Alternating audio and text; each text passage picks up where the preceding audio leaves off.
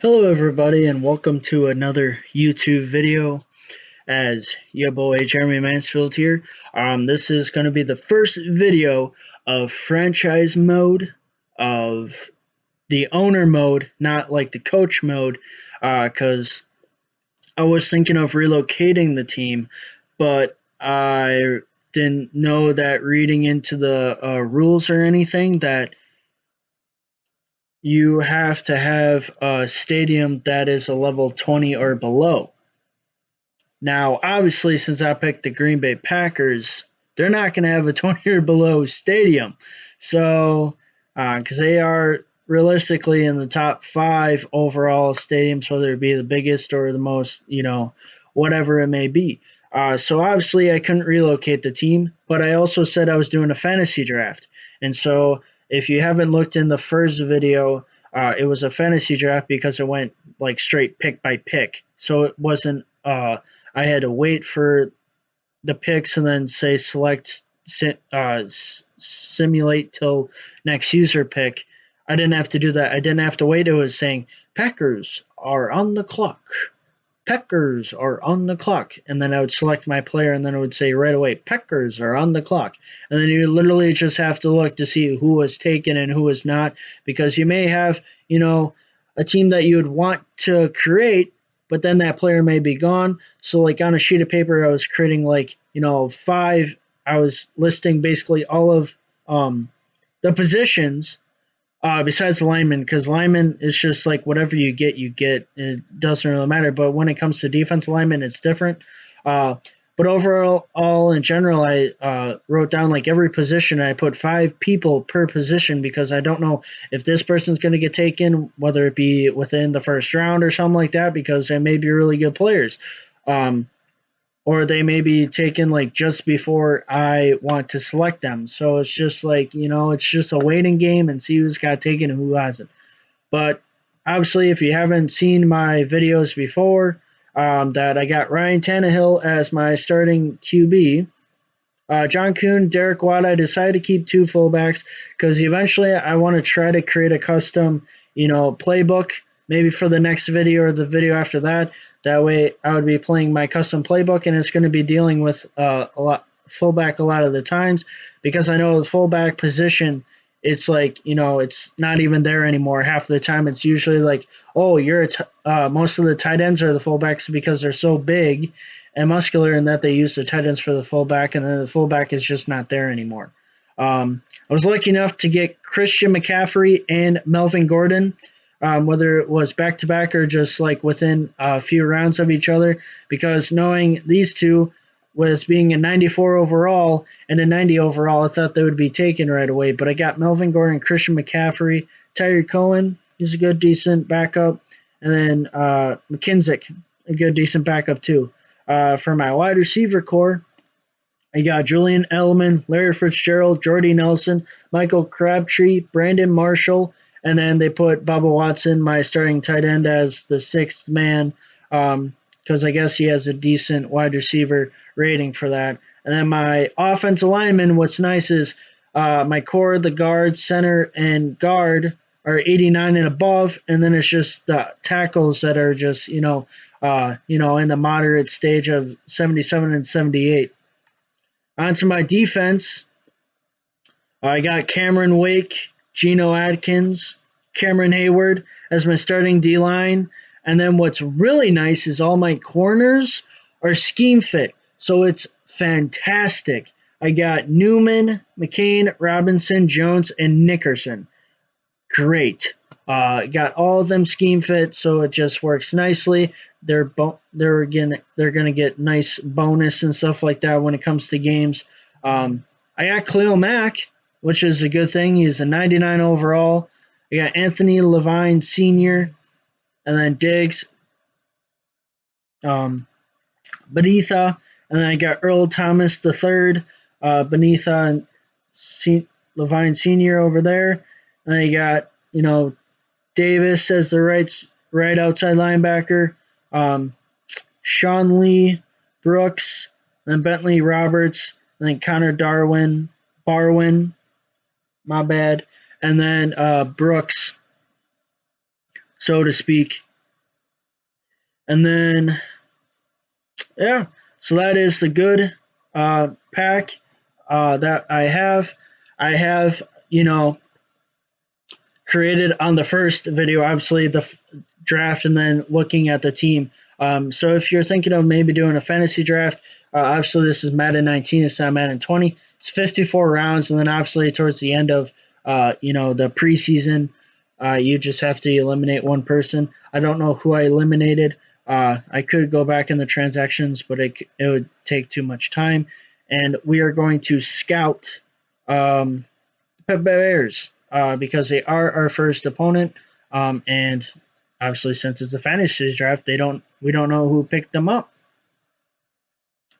So going to the Bears, you got J.J. Watt and Harrison Sr., and then Atkins, Evans, Ryan. So they got Matt Ryan as their starting QB at 89 overall, so he's a decent QB. Halfback, they got Dion Lewis. I think he's an elusive back, so he's going to be, a little tricky spinning, maybe juking and stuff like that. Then Mike Davis, Jamal Williams, that used to be a Packer, and he's a scheme fit, obviously, for the playbook for the Bears, but not for the Packers. And then Tredavis Cadet. Fullback, they got Tyler Renew. Obviously, they have one. We have two. They got Mike Evans, Willie Snead, Alan Hearns, Brandon Coleman, Roger Lewis Jr. Sorry if I'm going a little fast. It's just the fact of the matter is like you're not gonna want me to waste time on all these little details.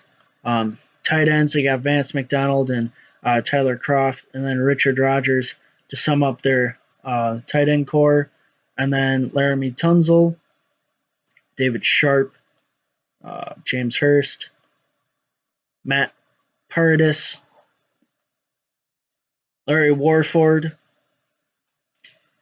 Rob Heavenstein, and obviously J.J. Watt for the left end with Jacob Martin as the backup. Right end, they got Randy Gregory. That was a good, decent lineman at Nebraska. And then Charles Taper and Rasham Green, or it's Rashim.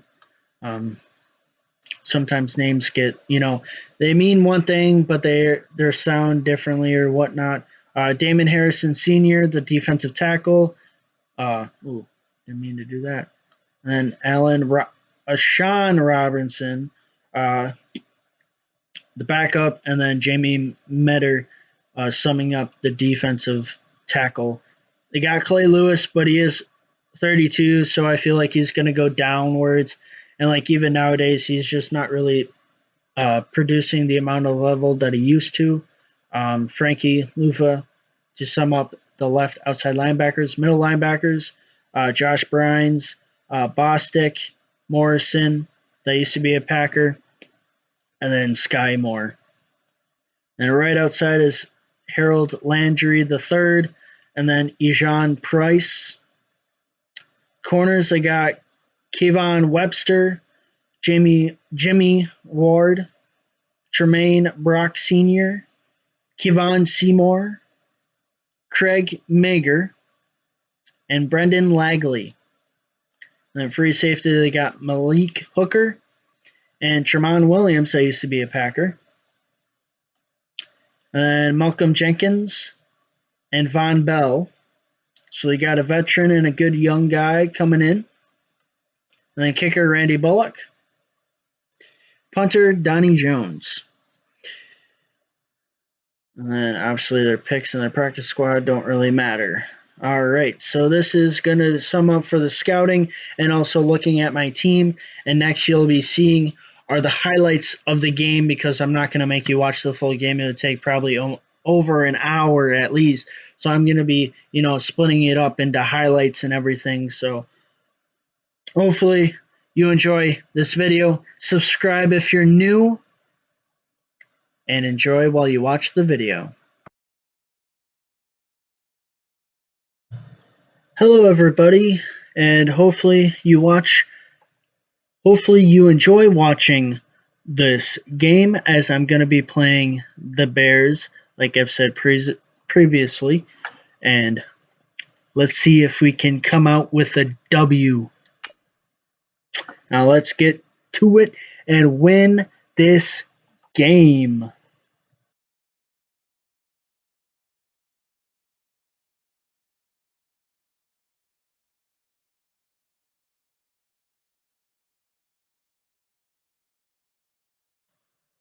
Oh, and also, what you just noticed that I have,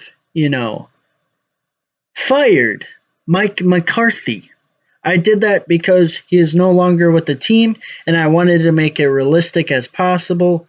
But obviously, like I said, enjoy the game and enjoy the highlights that you will be seeing coming up next. The oldest rivalry in the NFL on the first Sunday night of the year.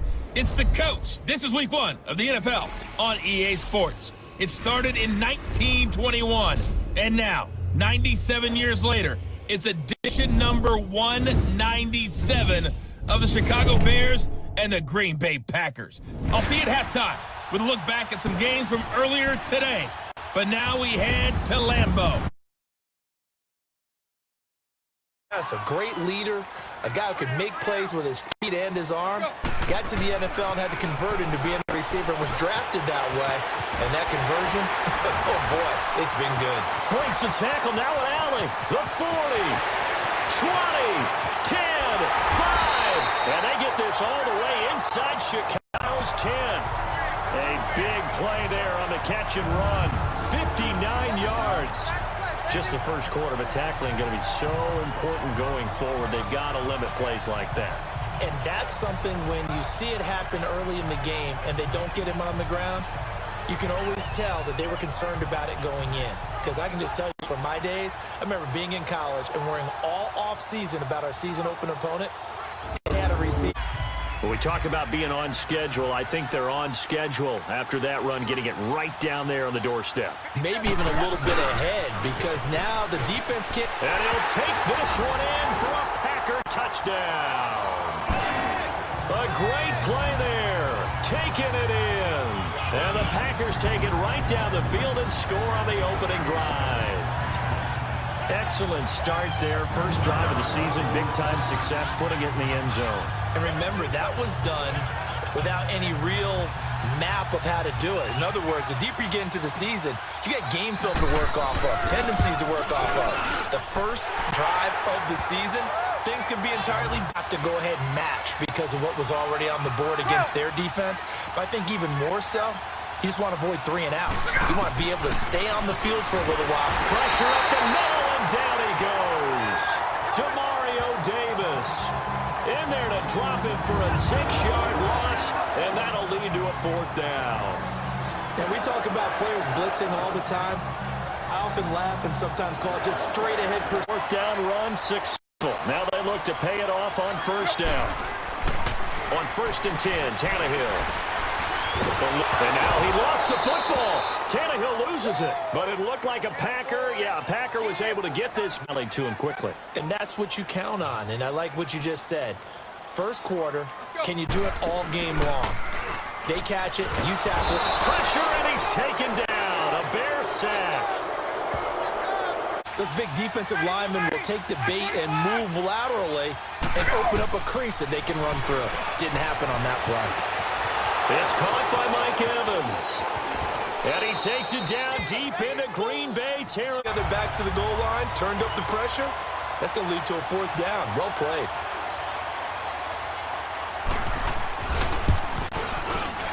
And Bullock will put this one through. And they are on.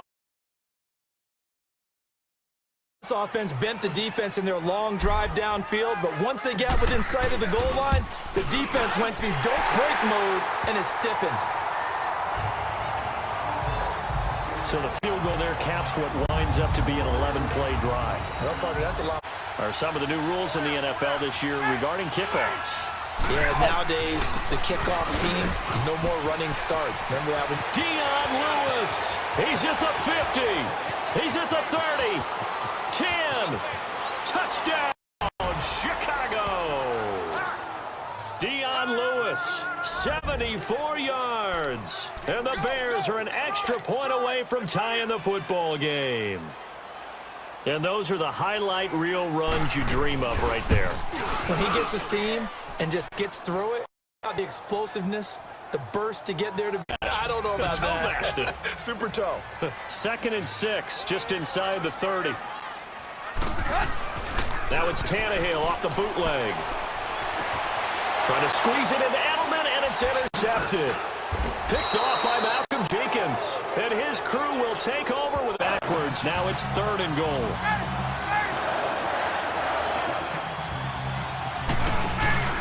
They go play action now. Ryan. And he's going to be taken down, sacked back around the 18. Coming up at the half, we'll hand things off to Jonathan Coachman, standing by in Orlando. He'll have scores from earlier today, plus a look ahead as well, so you won't want to miss that. A lot going on here in Week 1. And Bullock will put this one. But I love his suddenness, the ability to make plays, to be in one spot, and then he's gone and into the offensive. Looking for Hearns, and it's intercepted. Terrence Newman with a pick.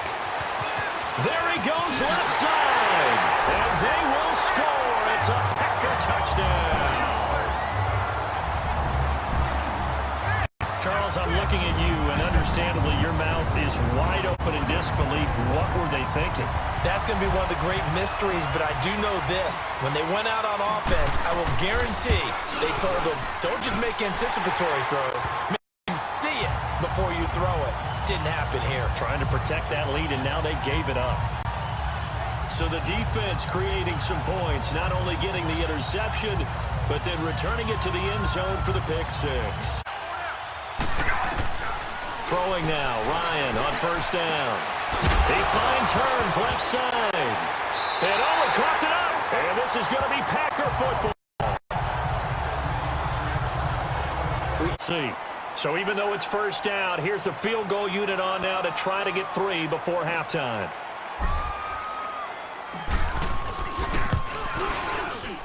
And the kick by Butker is good. And that'll make this a 7-point game. So a good snap, good hold, and right down the middle. Never in doubt. Just the way you used to hit them, partner. You mean like kicking the ball? Exactly.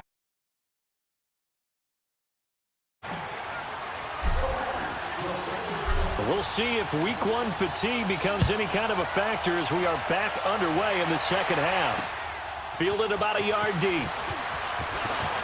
Now a hit and a loose football. And the Packers pick it up. And he is going to get this one back to the 20-yard line. Where they can hit you with it. Sometimes behind the corner and in front of the safety, it makes it tough to defend. And he will get this into the end zone. Touchdown, Green Bay. A great effort there. Already his 2nd touchdown here in this opening weekend. And the Packers add on to their lead. Always important to get the first score of the 2nd half. Now you start to pull away a little bit and get some breathing room going. And now we know at the half, they discussed how they were going to get that done. This is what scripting. Packer pressure, and down he goes. Khalil Mack. They'll try and run it in, the fullback Kuhn. And he'll take this into the end zone for a Green Bay touchdown. John Kuhn taking it in from 2 yards out. And the Packers add 6 to their lead. That drive that really increased their cushion felt very military to me. Very precise, methodical. That's one of the words you've taught me. And they just got it done. And slowly but surely now starting to pull away a little bit. Things looking good for them here in the 3rd quarter. Not only pulling away, but you mentioned that slowly but surely. You also drain clock, too, with a drive like that. So you really... So they'll go for it on 4th down.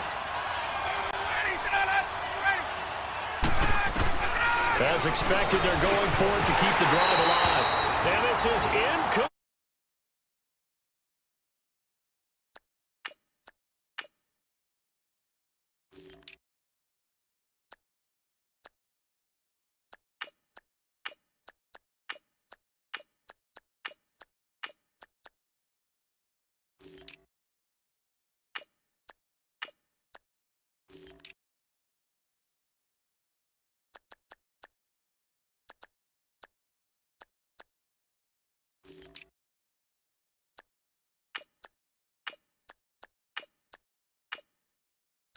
He's back away from the line of scrimmage. That's changed. Has that changed in a big way? The way we see it now, they're almost mirrors between the free safety and the strong safety.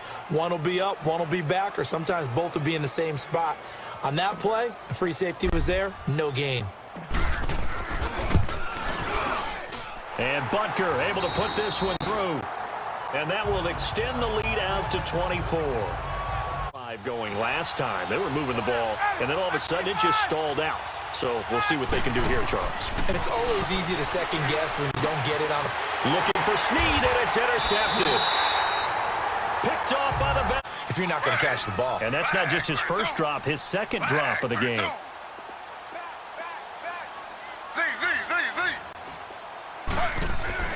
Now Smith on 3rd and goal. And he's got it. It's caught for a Packers touchdown.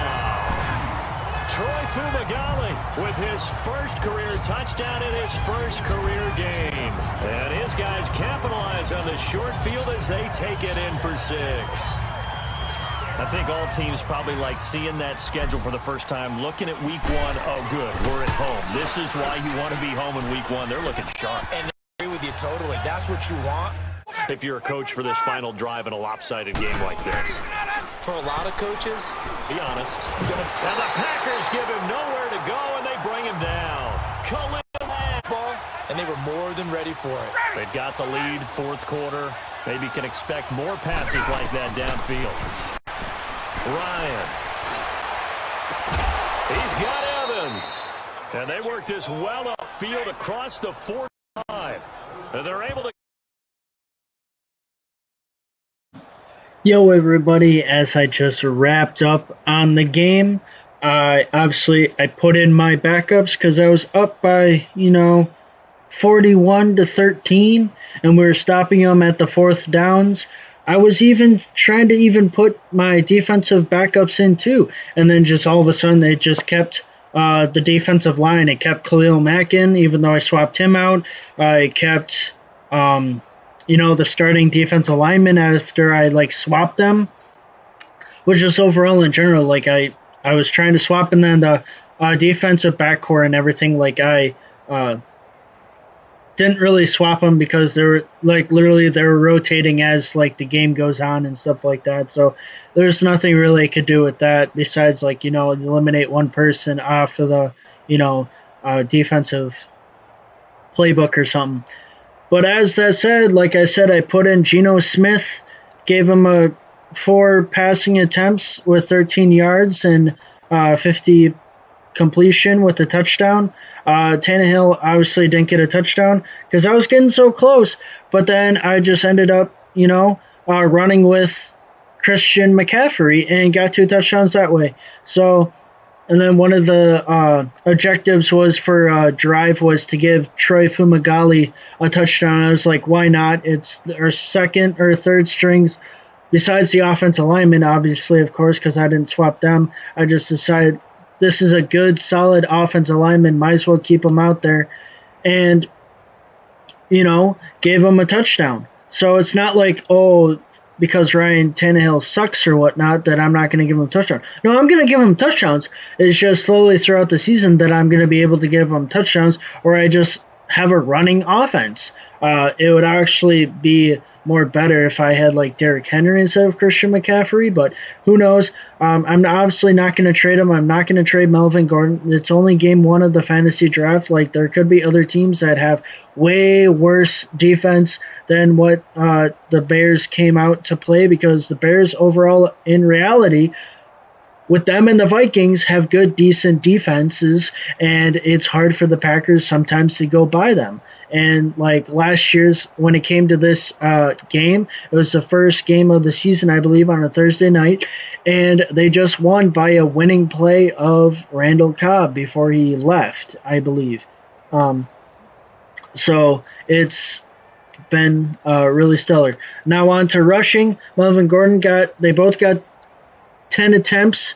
Melvin Gordon got 37 with 0 touchdowns and 1 break-in tackle, and Christian McCaffrey 2, and then 15 yards after contact and 9. And then John Kuhn and Ryan Tannehill. John Kuhn got a touchdown. It was like, why not give a fullback a touchdown? We were at the 2-yard line, so why not? We got a lot of rushing touchdowns. We may end up doing like back and forth that, okay, one game we'll try and do rushing, and then the next game try and do passing, and so on and so forth. Or if there's like any challenges you want me to do, I'll put that in the comments down below and I'll do it to the best of my ability, depending on what, so to speak, game is more better. When I scout, obviously, like whether it be the Vikings or the Redskins or whatever that's coming up pretty soon within the season. So Christian McCaffrey got 2 touchdowns. He's got like 3 yards per average, even though I gave him multiple, like I did with Gordon, 10 touches. Like that's a good, decent amount of touches. It's not like I gave him just 1 touch and then I was like, oh, I'm going to pass all the time and stuff like that. Receiving, it's Benjamin Watson, not Bubba Watson. All right. So my bad when it came to the beginning of the video. I called him Bubba Watson. I thought he was Bubba Watson, but he got 6 catches for 104 yards, 17.3 average, 58 run after catch, and his longest reception was a 59-yarder. And then Larry Fitzgerald got a 31-yarder. And then Julian Edelman got 2 for 25. And then Troy Fumagalli, 2 for 13 and a touchdown. Michael Crabtree got 2 for 24.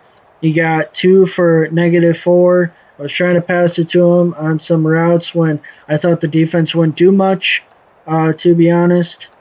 Selleck got 1 for 11. John Kuhn got 1 for 20. And that's it for receiving. And then defensive, we're just going to put the Packers. So Demario Davis got 4 tackles overall, whether it be 3 solo and 1 assist. Geno Atkins got 3, so he got 5. I'm just going to try and, all right, so Khalil Mack got the most with 6. Geno Atkins got 5. Demario Davis got 4. And then 4, and then 3, 2, 2, 1, 1. So everyone, I believe, was in and got a tackle at least. So that's nice. So there's no zeros on the tackling board, which is good. And the interceptions, we got Antony Bethea, and then Terrence Newman. They both got interception, and Terrence Newman with that interception for a touchdown, I believe. Yes. Terrence Newman, 1 interception for 1 touchdown, so he's 1 for 1. It was nice. Went straight through and got the touchdown when needed. Kicking, punting don't really matter. And that's it. Like I said, hopefully you've enjoyed this video. Subscribe if you're new. Comment down below if you have any suggestions on what should I do overall, whether it be new challenges or just overall in general. Sorry if the graphics are not the best or whatnot, but I'll try my best to make it in multiple ways to see if this is good for me, see if this is good for me. Overall, this is the first video, so it's kind of, a video for you guys to see, but it's also kind of like a troubleshoot video as I continue making these videos for you guys. So hopefully you're having your rest of your day and night whenever you're watching this, and peace out.